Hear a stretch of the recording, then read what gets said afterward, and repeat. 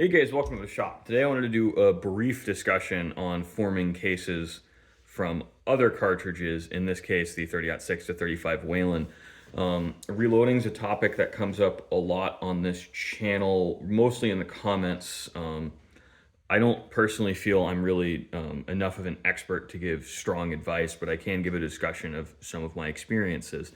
Now, one of the things you run into a lot with some of the calibers that get discussed on this channel is they're not really available.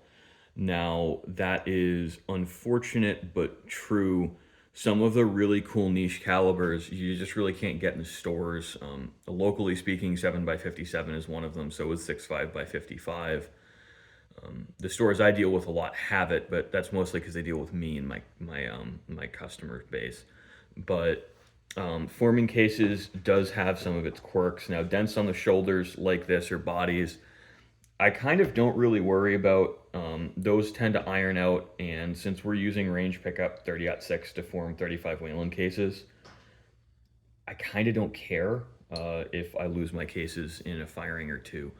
Now, that does lead us into one of the issues you get with forming cases is, generally speaking, you don't get the same case life as when you buy actual, honest to goodness, formed cases. Now, in the case of 35 whelen, these cases are, when formed from 30-06, are noticeably shorter than the original 35 whelen. And now that's because these are based on the 30-03 cartridge, which has a slightly longer case neck than the 30-06. And you'll see, we just take a 30-06 case and you run it through a sizer with a tapered expander, and that's it. I mean, that's how you form 35 whelen cases.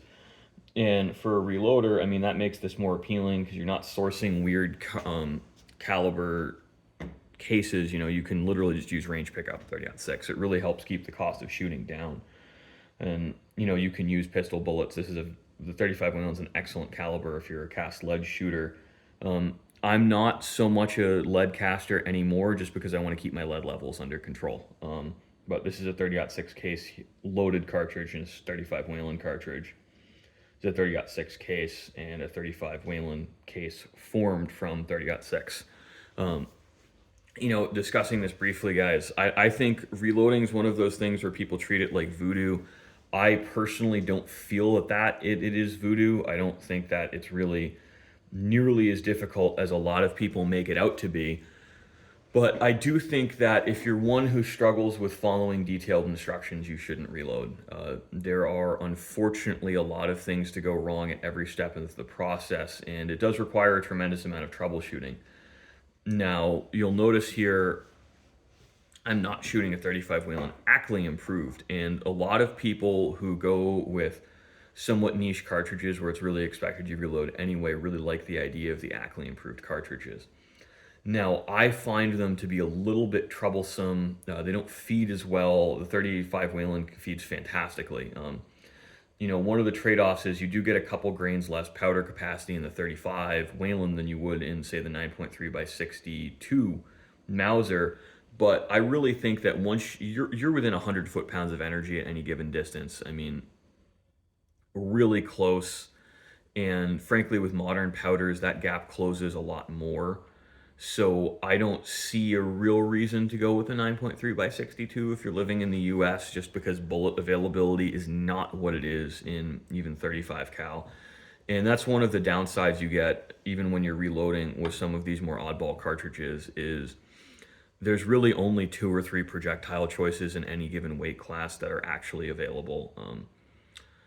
And that kind of sucks. It's not the end of the world, really. I don't find it to be hugely problematic because typically when you're using a quality barrel, it kind of doesn't matter within reason. But it can be a little bit disappointing to people who are used to shooting, say, 30 caliber or 6.5 millimeter or the 223 calibers. You know, when it came to 35 caliber bullets, you pretty much only have Spear, Hornady, and Barnes. Especially once you get into the 250 grains, like the Woodley is off the market in the US. If there's enough interest, I've thought about reaching out to them and becoming an importer for them, but I'd like to be an importer for a lot of these things, but with the tariffs happening right now, it's really not the best time. Uh, it's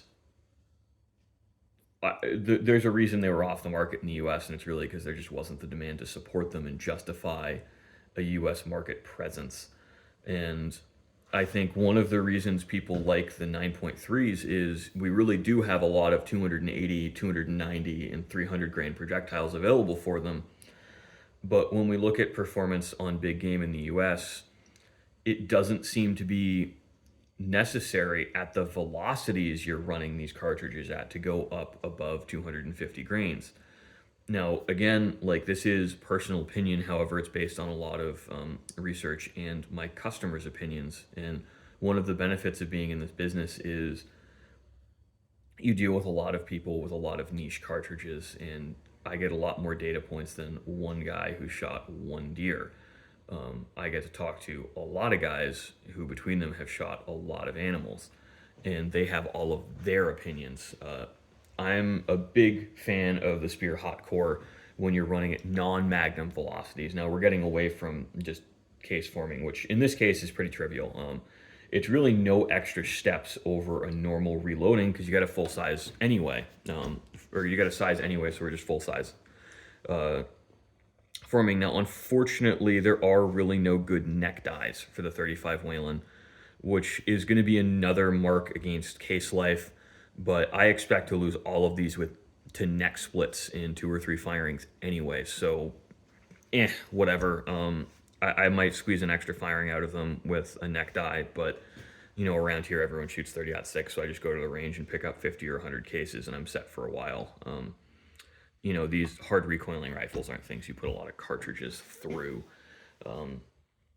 and I really do enjoy the reloading process, especially when I'm reloading and figuring out what works in a rifle I built. However, it's not a service I offer. It's astoundingly time-consuming and expensive to come up with loads that work in rifles.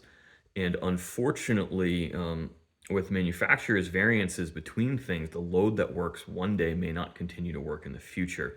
However, with modern bullet designs, what I've found is they're far less sensitive than the stuff of 30 years ago. Generally speaking, I just jump to a little bit below max, but close to it, and load and shoot. And I don't really seem to have issues, which is really nice. But not everyone can be so lucky, and I tend to use Sammy spec reamers, and they tend to have fairly long throats and some free bore. I may at some point, just against my own better judgment, look at converting this rifle to a 35 whelen Ackley improved and see how much velocity I pick up. But generally speaking, with the larger bullet, smaller case combinations like this, I tend to err on the side of sub 20-inch barrels, like 20 to 22-inch barrels I think are really ideal. I think I went a little bit short on this, in all honesty, just due to muzzle blast. But in that case, you really don't pick up as much from the Ackley improved cartridges.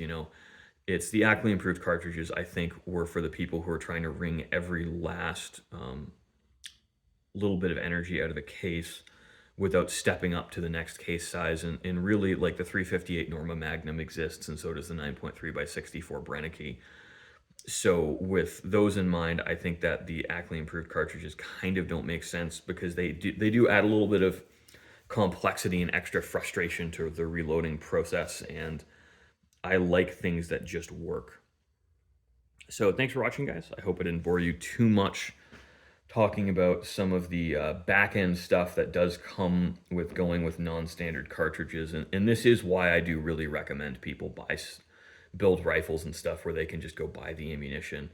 There's nothing new under the sun, and for better or worse, it's fairly rare that there is a cartridge, a niche cartridge like the 35 Whelen, that doesn't do something that more commonly available cartridges do equally well.